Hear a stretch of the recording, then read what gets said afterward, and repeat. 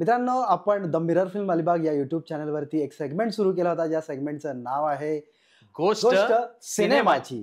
सिकंदर सिनेमाचा ट्रेलर काल आला आणि ट्रेलर पाहिल्यानंतर म्हटलं पहिली प्रतिक्रिया ही आपल्या ऑडियन्ससाठी देऊयात.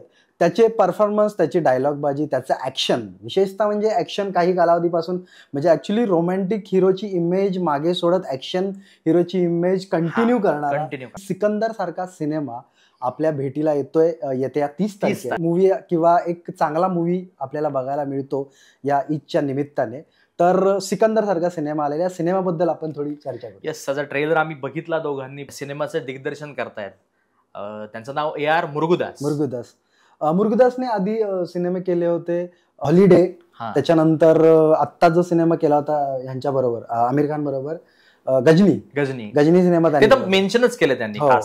रश्मिका मंदाना साऊथची ऍक्ट्रेस आहे, पण आता काही कालावधीपासून ते आपल्याला बऱ्याचशा सिनेमांमध्ये बघायला मिळते. नॅशनल क्रश अर्थात की ते एक गणित असतं. असं नाही की सलमान खान बरोबर कास्ट करणं हे आहे ते प्रोड्युसरच म्हणणं असतं की बाबा नॅशनल क्रश आणि एवढे सिनेमे त्यांचे आलेले आहेत, तर सलमान खानच्या अपोजिट का नसावे. ह्याच विषयावरती खूप जणांनी ट्रोल पण केलं त्याला की अरे काय, जसं तू सांगितलंस, इन्फॉर्मेशन दिलीस की 31 का 30 वर्ष ती लहान आहे त्याच्यापेक्षा. डिफरन्स तो तिच्या पुढ्यामध्ये त्याची मुलगी पण मोठी असते कदाचित तिच्या. नाही, ट्रोल करणारे कसेही करतात, पण त्या सगळ्या गोष्टी बाजूला ठेवून सलमान खान आणि रश्मिका मंदाना यांची जोडी स्क्रीनवरती चांगली दिसते. सलमान खाननं कितीही चांगला मेकअप केला असेल, किती VFX एक्स्ट्रा इफेक्ट चेहऱ्यावरती लावले असेल, तो एक वेगळा भाग झाला. पण त्याच्यामध्ये सलमान खान करत असलेली ॲक्शन आणि त्याचबरोबर त्यांची एक केमिस्ट्री ही खूप छान पद्धतीने दिसते सिनेमामध्ये. सिनेमात आणखीन काही चांगली कास्ट आहे, जसं प्रतीक बब्बर, शर्मन जोशी, कटप्पा म्हणजे सत्यराज आपल्याला त्या एक महत्वपूर्ण भूमिकेमध्ये म्हणजे विलनच्या भूमिकेत. आय थिंक त्यांचं पॉलिटिकल बॅकग्राऊंड. पण खरं सांगू तर ऍक्शनच्या बाबतीमध्ये सलमान खान म्हणजे माझा फेवरेट जरी असला तरी सिकंदर या सिनेमाने ह्या ट्रेलरमध्ये मला फार इम्प्रेस नाही केलं.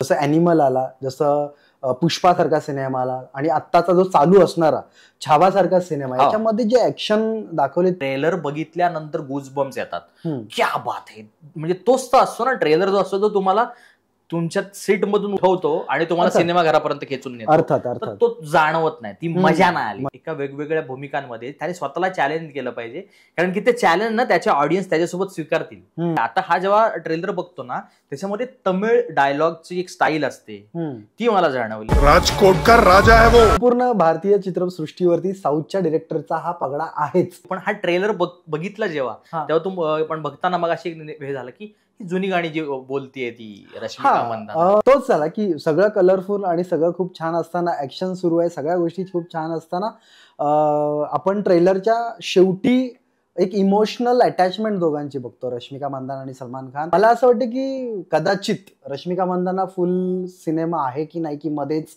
काही घडतं आणि मग सगळा जो सिकंदर जो आहे तो सगळ्या गोष्टी करायला भाग पडतात. रसिक प्रेक्षकांना पण एक सांगणं आहे की कुठलाही सिनेमाचा टीजर, ट्रेलर किंवा प्रोमो या सगळ्या गोष्टींमधून कुठल्याच सिनेमाचा अंदाज लावता येत नाही. त्यामुळे सिनेमा काय ह्याचं एक गुडच असतं. फिल्म येते आहे सिकंदर, अपेक्षा खूप आहेत, प्रकाशला पण खूप आहेत, मला पण खूप आहेत, अखंड भारताला खूप आहे. सलमान भाई अशी फिल्म येऊ दे जी आता 30 तारखेला येते की परत तुमच्यासोबत मुलाखत झाली पाहिजे. सलमान खान आपल्या इंडस्ट्रीमधल्या सुपरस्टार पैकी एक आहे. पुढचे 50 वर्ष सिनेमे करत राहावे. गाठी टेकत जरी सलमान खान आला तरी मी त्याला बघणार अर्थात. चला तर मग ह्या सिनेमा 30 तारखेला बघूयात आणि मग पूर्ण सिनेमाचा रिव्ह्यू तुम्हाला सांगू. द मिरर फिल्म अलिबाग या युट्यूब चॅनलला सबस्क्राईब करायला विसरू नका, कारण आम्ही सांगतोय गोष्ट सिनेमाची.